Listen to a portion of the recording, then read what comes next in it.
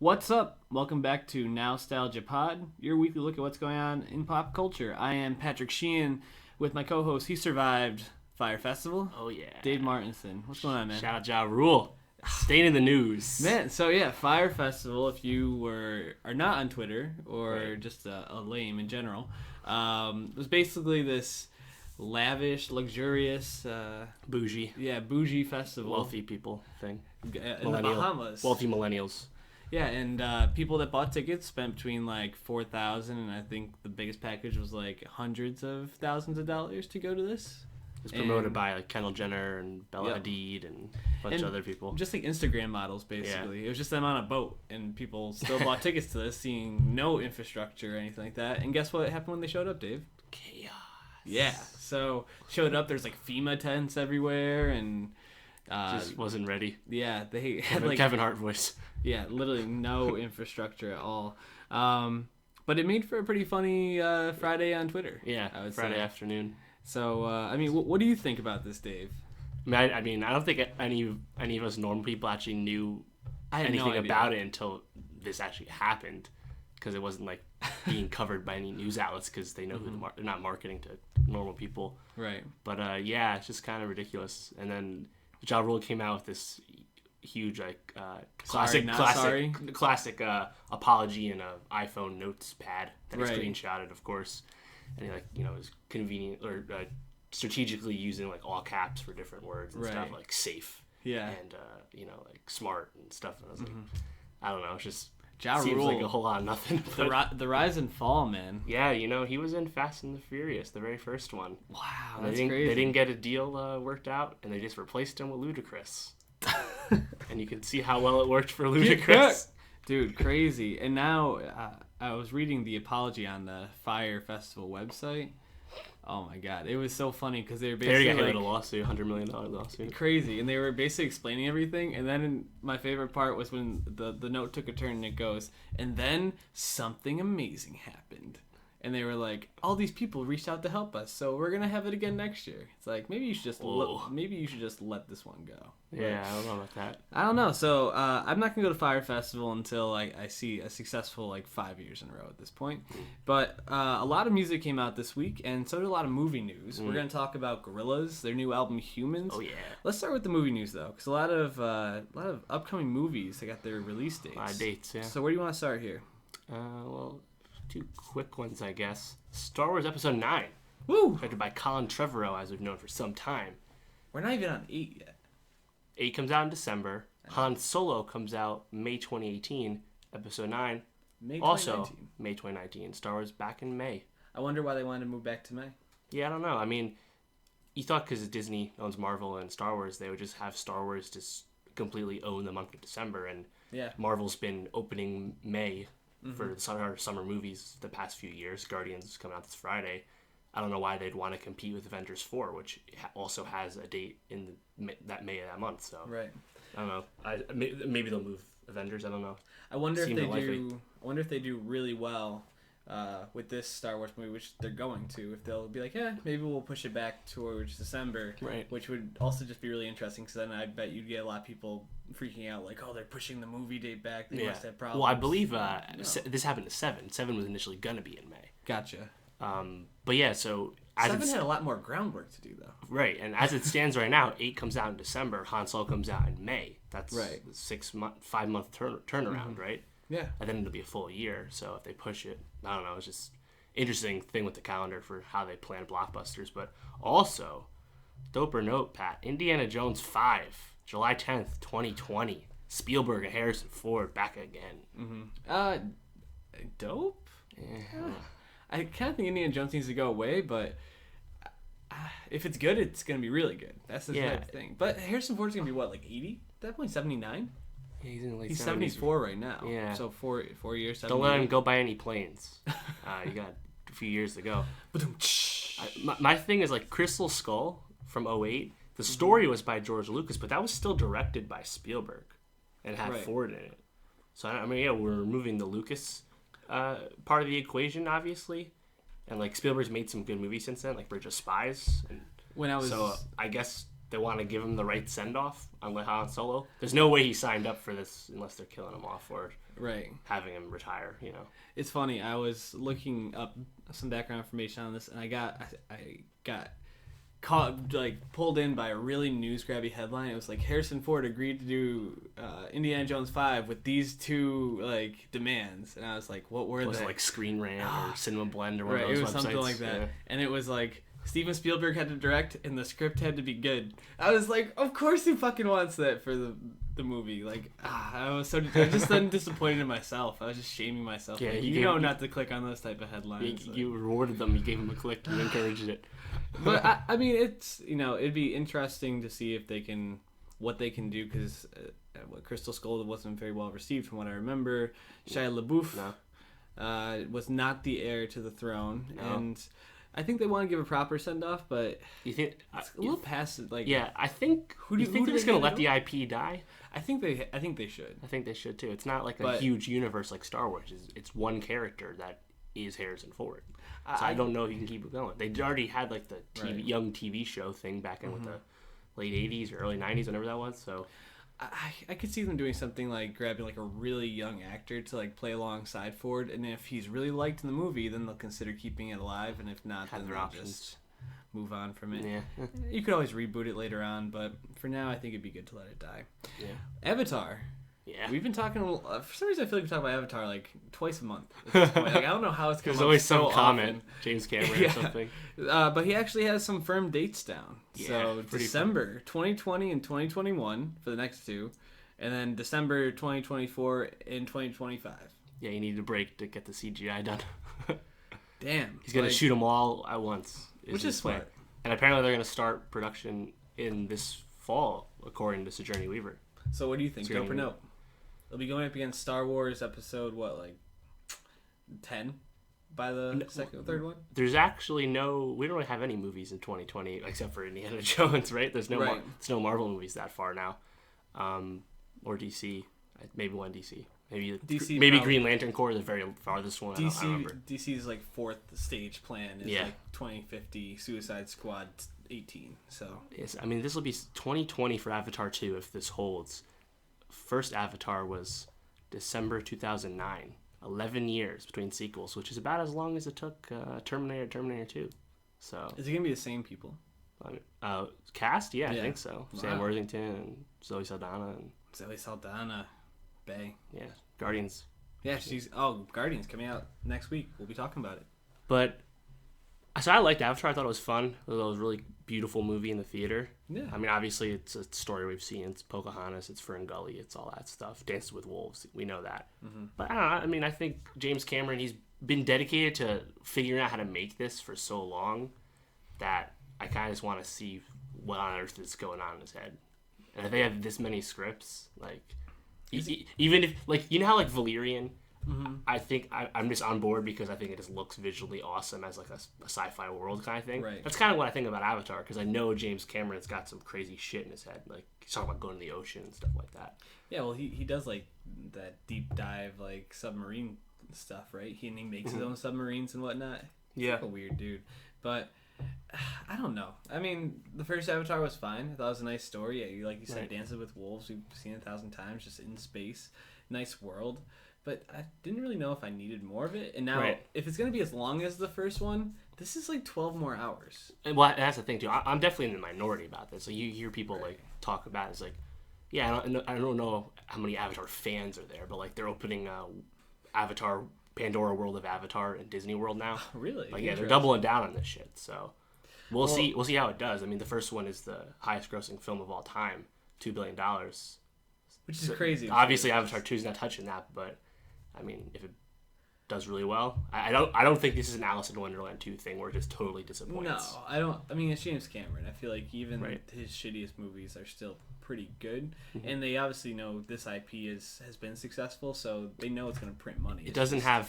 The first one was like the 3D movie back when 3D movies were still pretty new. Right. So I mean, I don't think Avatar 2 is going to have a killer thing you got to see in the theaters because of X, you know? It'll just be... It's also 5 years away, or 3 years away at this point. They haven't even started yet. So. Yeah, I mean, the ones in 2024, 25 are literally like college lifetimes away. I don't want to think about far.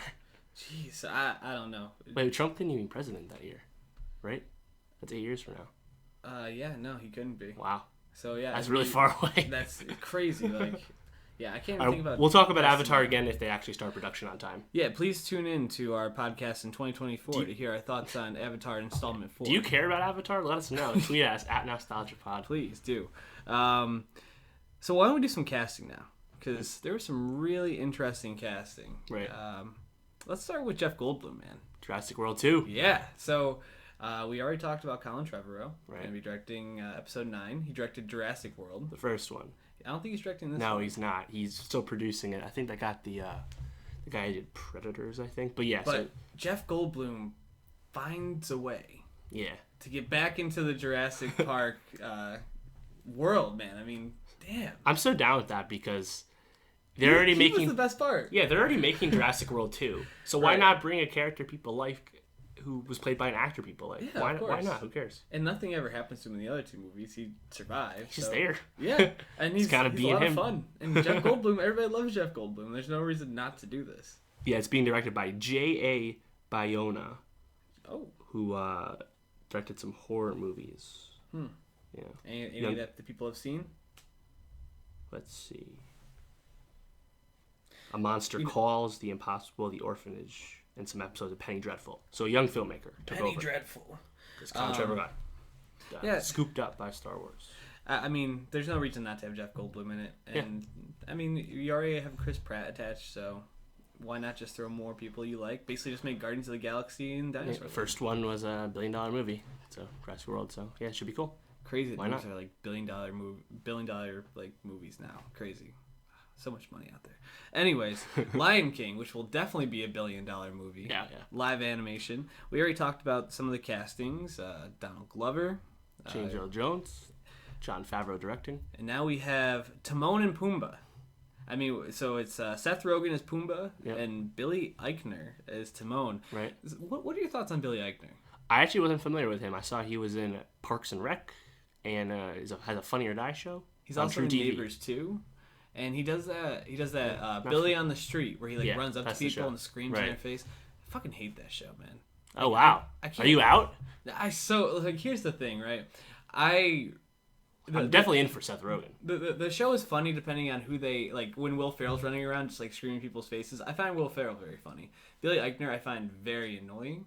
But I've liked him in other stuff. It's a fine line. So I'm 50-50 on Timon. Pumbaa, Seth Rogen, I mean, you couldn't have picked someone better. A deep, goofy voice to play a warthog. Come on. Yeah. Seth Rogen is the human version of a warthog. Yeah, sure. That's great. What do you think of Billy Eichner, though?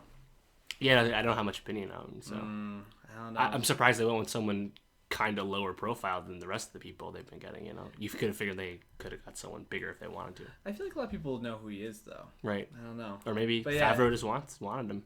Seth Rogen's very experienced doing voice work, so he's a good get anyway. Yeah, and Eichner has been in some animated movies as well doing voice work, so maybe he just saw something in him. I don't know, but it'll be interesting to see who else is cast. We still need Mufasa. Yes. I don't know. That's the big and one. Scar, and Nala. Yeah, those 3 are gonna be huge. Oh shit, Scar! Yeah, wow. Yeah, Scar's gonna be really Jeremy Irons killed that back in the day, so. Yeah, he could probably do it again, right? Yeah, if they want. Might as well. Bring back James Earl Jones. Yeah, run it back. All right. Why don't we talk about your favorite movie right now, The Circle, man? Speaking of things that aren't getting run back. Yeah. Let's get it. Shapes. Circle bombed, yo. $9.3 million. It got beat out by 2 independent films. But not just did it bomb, but nobody likes it. The critics, 70% Rotten Tomatoes, and the fans, D+ cinema score. Suicide Squad had a better cinema score than that. Right. Fans usually are more forgiving, but not for this. Circle's just boring. How do you take Tom Hanks, Emma Watson, and John Boyega and make a terrible film? I don't know, but and you're adapting it from a book. It's not like this was an original script. Yeah, you have to ask James Ponsel, I guess.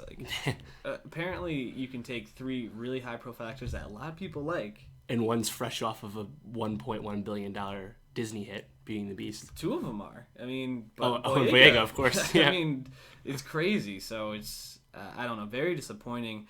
We talked about the trailer being really interesting, but not being sure how the movie would be. Right. And I think our spidey senses were right on this one.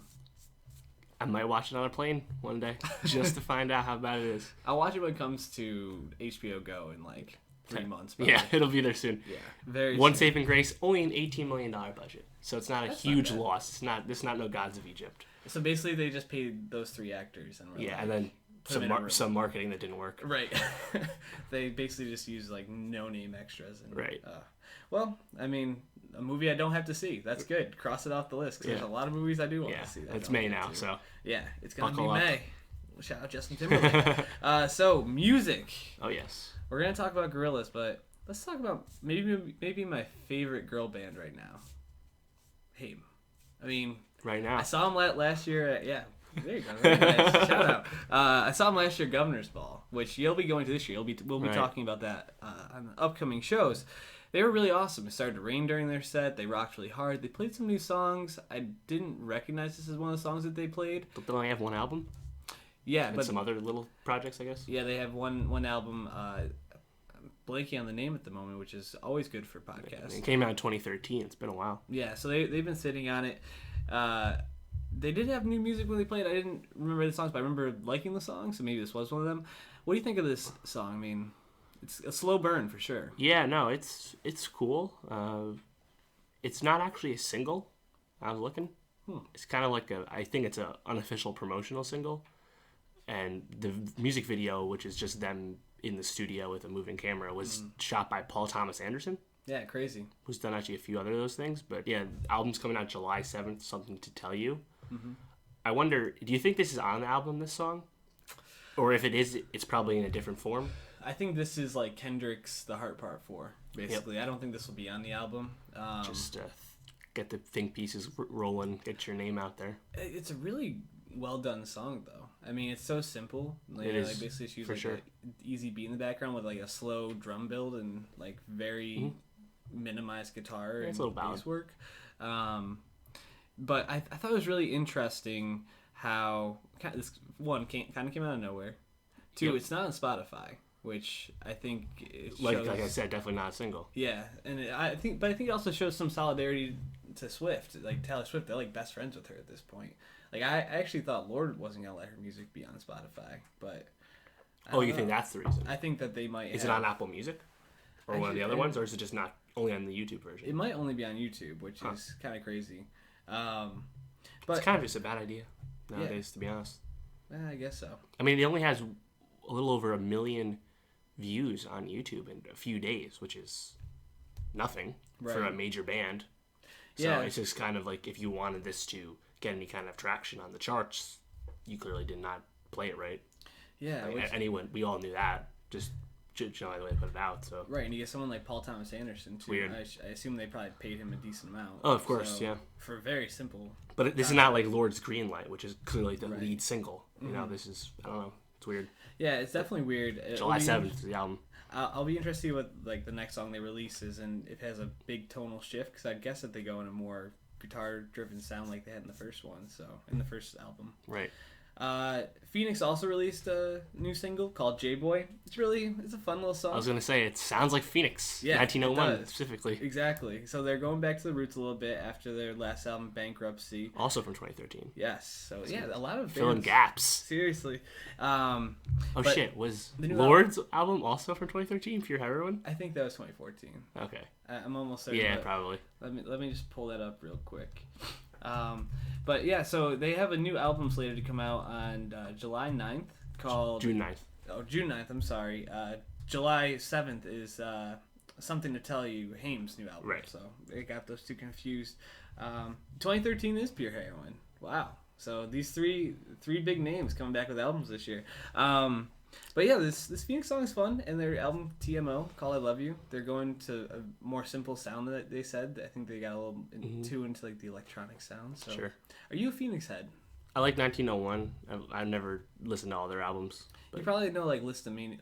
Yeah, I've heard some of their songs. Yeah, 1901. Cool. Those we kind of expected this album when we saw them on like 3 or 4 festivals. Oh yeah, including Governor's Ball. Absolutely. Yeah, and Shaky Knees, I believe too. Right. So, yeah, it'll be an interesting album. I think it will be like kind of, I don't want to say make or break because I think they're too big to be make or break, but they've definitely lost a lot of steam from the band that they were 4 or 5 years ago. Were they like the premier band in indie rock? They were really on the rise. I don't know if I would say premier band. Like Block Party was up there too at the time, and they've fallen off significantly as well. I mean, because Phoenix had quite like the album run, you know. Yeah, they had like 2 or 3 that were. It's like them and Modest Mouse probably. Yeah, Modest Mouse at that time anyway. Yeah, Modest Mouse also has fallen off. It's been hard for these indie bands to sustain success, so this will be big. And then just the song of the summer came out this week. I'm the One. By DJ Khaled, featuring Justin Bieber, Chance the Rapper, Quavo, and Wayne. Yep. I mean, so you don't think it's Song of the Summer? I don't think it's that great. You don't think it's that great? The song is a banger, man. Yeah. I mean, I like the people involved, of course. Yeah. But it's is there anything you can latch onto about this song? It's just a generic Bieber hook. It's just light and fun. It's a light, fun Chance verse. Right. Quavo on the hot streak, shooting his heat checks right now. I don't know. It's fine. Just in general, man. It's fine. I feel like every time I go on Spotify, new releases, there's just another Migos song. New Katy Perry song featuring Migos. Upcoming Halsey album featuring Quavo. Sean Paul, new song with Migos. And of course, Calvin Harris, big Sean song Paul, with Migos. Gonna give it to you. So, yeah, everyone's throwing Migos mad checks right now. Good for them. Sean Paul actually released a new song? Is that real? It's actually not bad. Really? I just listened to it this morning. We actually played Sean Paul like when we were hanging out this weekend. Yeah, I was like, Sean Paul. Kind of miss Sean Paul a little bit. He's just a good guy to have in my life, I feel like. Yeah, for sure. But yeah. So think about this. We got HAIM album July 7th. Lord comes out June 16th, basically right after Phoenix. Mm-hmm. So HAIM, Lord, Katy Perry has 2 songs out but no date. And there's also the arching rumor of Taylor Swift being her year. I'm wondering if Taylor Swift and Katy Perry would actually go head to head this year, because they clearly have butted heads the past few years. Well, I was thinking with HAIM and Lord releasing an album, I would almost guarantee T Swift is going to release an album at the end of this year. Keep her hive. Yeah, all going at once. Absolutely. Well, I bet they've all been working on a lot of this music together. Sure. Is what I mean. They've all heard it all. Yeah, Jack Antonoff has been linked to Lord. I'm almost certain he's definitely working with T Swift and has hand probably in some sense with HAIM, at least consulting. So I think that he's releasing an album in June with Bleachers. So I think that whole group is probably Paramore album in June. There's a lot of music coming. A lot of pop. There's always a lot. Every kind of pop culture right now. Yeah, I don't know. I hope Katy Perry just eats this album and goes back to the drawing board, because if these 2 singles are any indication, this album's gonna be a huge stinker, and Taylor Swift's gonna put her in a goddamn body bag. Yeah, I'm worried because Katy Perry has hella jams. She does. Teenage Dream is maybe the perfect of course. pop song. Absolutely, that bridge is fantastic. Mm-hmm. But yeah, these 2 songs are clearly not that. So not even close. It's not even Kiss the Girl. It's not even. But Prism, her last album, which is also 2013 or 2015. I think it was a little more recent. I don't know. 2014. I don't know. But that had a Roar and Part of Me, songs I didn't love, but songs that were still really big. Right. So even if I'm not as into it as the Teenage Dream songs, you gotta have something. But this Bon Appetit song with Migos is a poor man's Miley Cyrus song. Yeah. That's not what Katy Perry does. So let's figure it out, girl. I'm trying to find when the album was here. Prism. Prism, that's what it was. I wrote in prison by accident. And then the Ryan Adams album came up from this year. 2013. Crazy. What a year. Yeah, what a year. The last year, all these artists made albums. So. Right. Well, it's been a lot longer since Gorillaz released their last album. 2010, fall, December 2010. And they're back. And what do you think, Dave? Have you listened? Who's they? You know, it's. I don't know a pronoun they use for the Gorillaz. Damon Albarn and his collaborators. It's they. It's 2D and Murdoch Nichols and Noodle and Hobbs. They're all back, man. I love to see video of them in the booth. They probably have some sort of animated video of them hanging out. The video of them doing Feel Good Inc.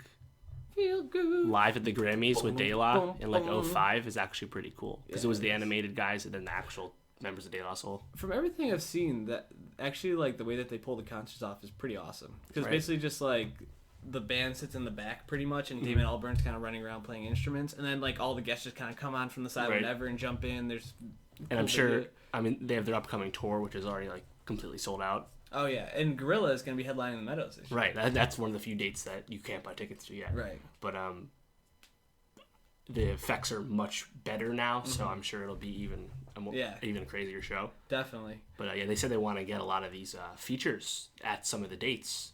Damon said that if ideally he'd want to get everyone at least a few. Right.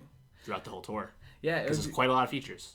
It'll be interesting to see who actually like comes out with him, because he got some pretty big names. Like it's quite diverse. Grace Jones is one that is like a really hard name to get. She hasn't really like played music in like a decade. Mavis Staples. She's pretty old.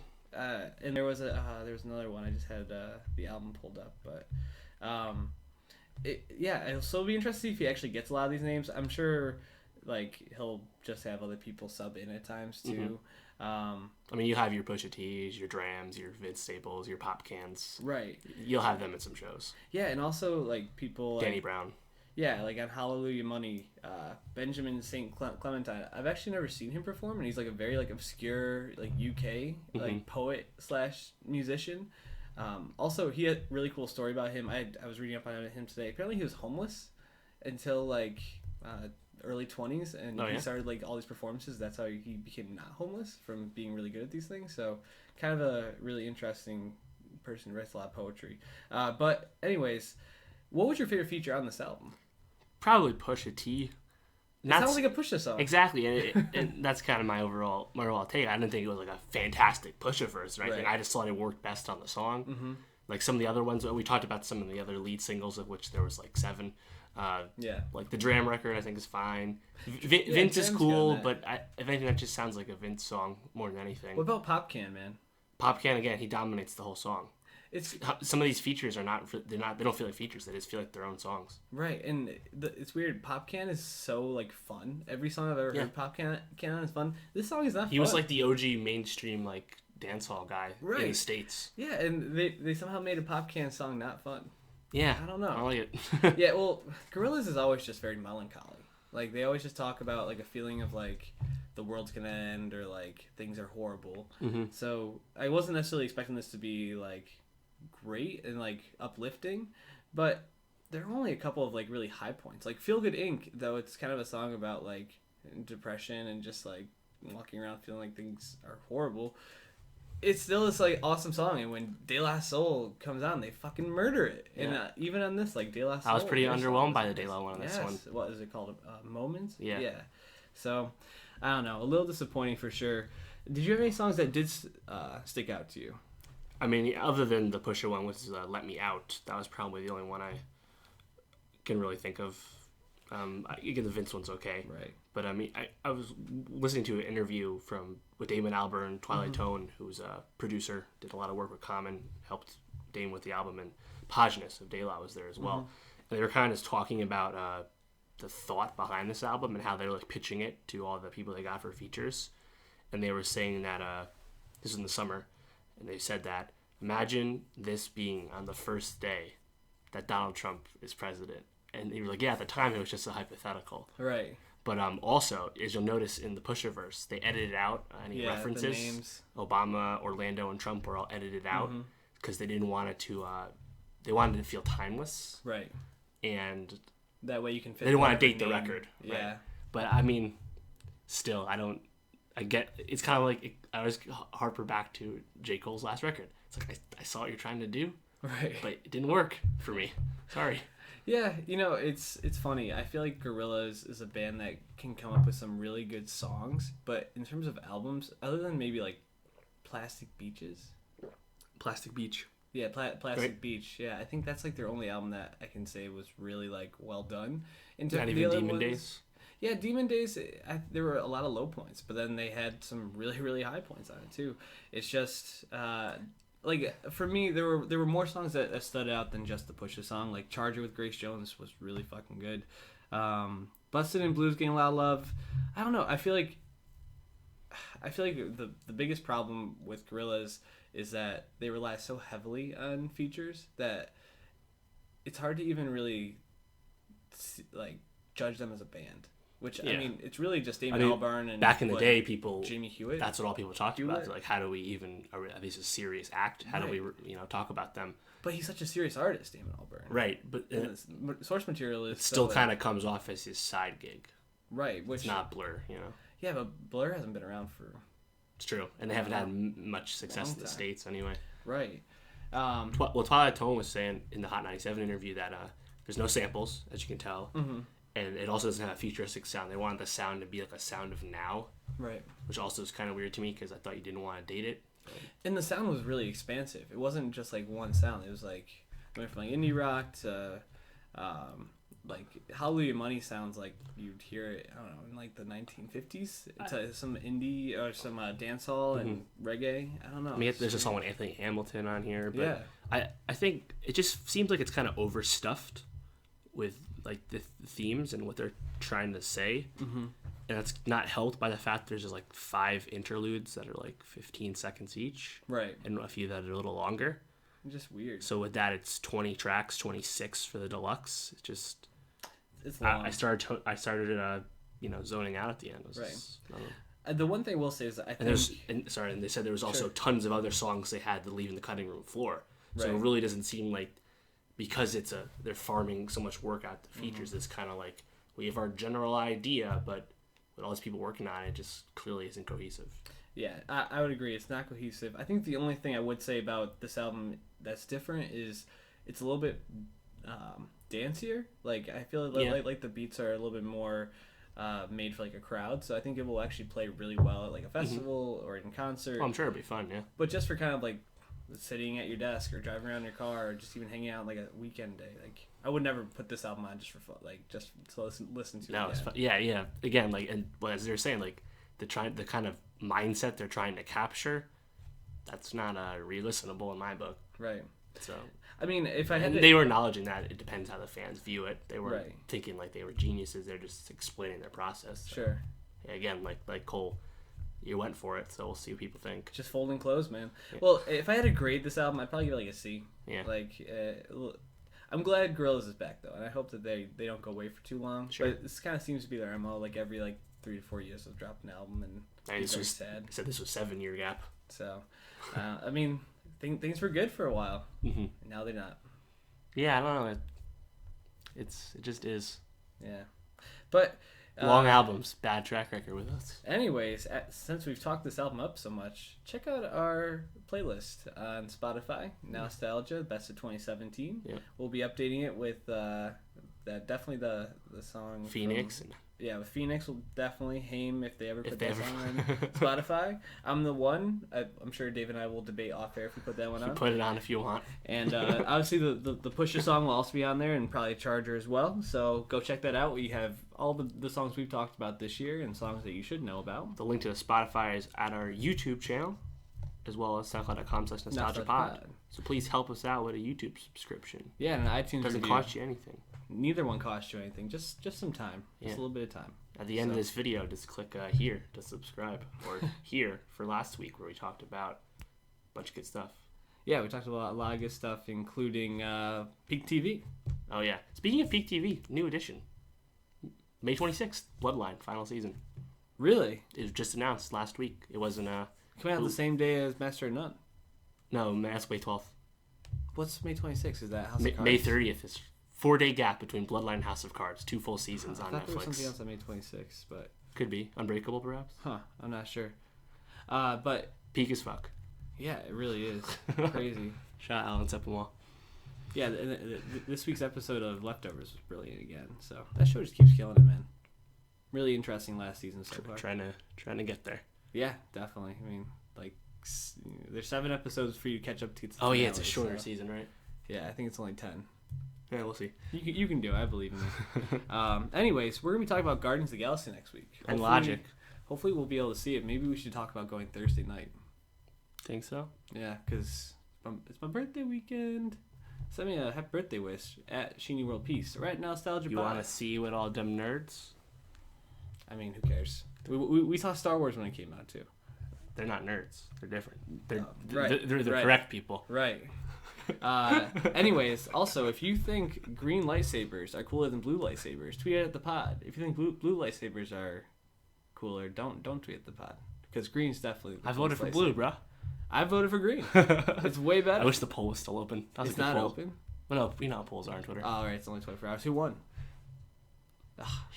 It was definitely green. You don't even need to look it up. Blue is winning. Anyways, we'll also be talking about the Logic album. So everybody out Friday, just like Guardians. If you don't want to have us spoil stuff for you, this is your homework.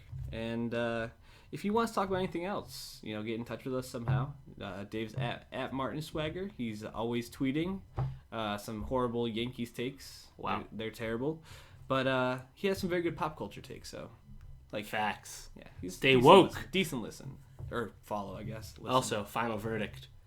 312 votes. Blue lightsaber. 54. 54. 54%. Terrible. Winner. Green's definitely cool. It's Return of the Jedi. It's like the whole thing. And Qui-Gon had green. You don't know if he's good or bad. Qui-Gon's pretty awesome. Obi-Wan had blue. But Qui-Gon gets cut in half, man. I mean, can't respect it. He just gets got in the stomach. Oh, you're right. Darth Maul gets cut in half. But he lives somehow, right? Isn't that the whole thing? He comes back. Oh, God. All right, we're just rambling at this point, so we're going to wrap it up. But we love you. Yeah, subscribe, and we'll see you next week.